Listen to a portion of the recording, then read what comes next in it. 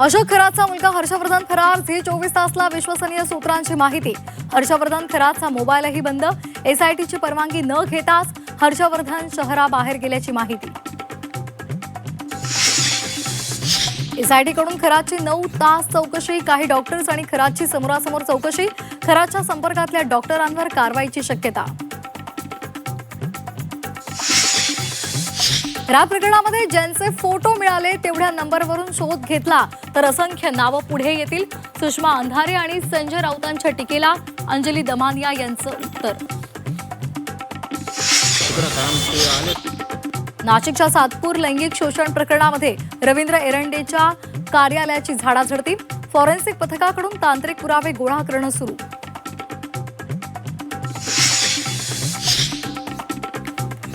बारामती पोटनिवडणुकीवरून महाविकास आघाडीमध्ये पवार ठाकरे विरुद्ध काँग्रेस संघर्ष.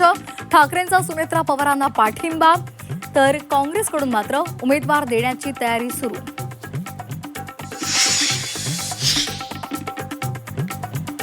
उपमुख्यमंत्री सुनेत्रा पवार आजपासून बारामतीमध्ये मुक्कामी. उद्या पोटनिवडणुकीसाठी उमेदवारी अर्ज दाखल करणार तर आज संध्याकाळी जय पवारांचा बारामतीमध्ये युवक मेळावा.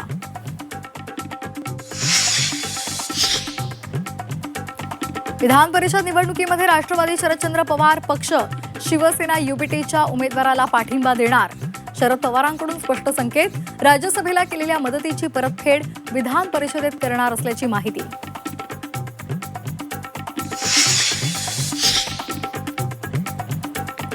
समरजित घाटगे शरद पवारांची साथ सोडून पुन्हा भाजपवासी होणार.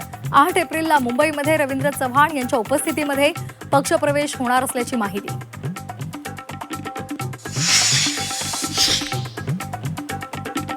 माढ्यामधील अंजनगाव खेलोबा गावातील छत्रपती शिवाजी महाराजांचा पुतळा काढला. पालकमंत्री जयकुमार गोरे यांच्या मध्यस्थीला यश.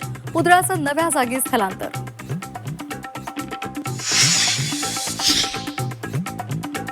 साखर उत्पादनात महाराष्ट्र देशात अव्वल. राज्यातील साखर उत्पादनात 23% वाढ. महाराष्ट्रामध्ये 98.95 लाख टन साखरेचं उत्पादन. उत्तर प्रदेश दुसऱ्या क्रमांकावर.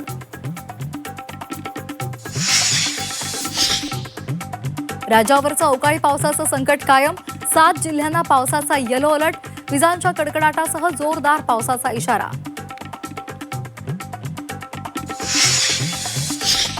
कल्याण लातूर जनकल्याण महामार्गाचा आराखडा तयार. MSRDC लवकरच राज्य सरकारकडे प्रस्ताव पाठवणार.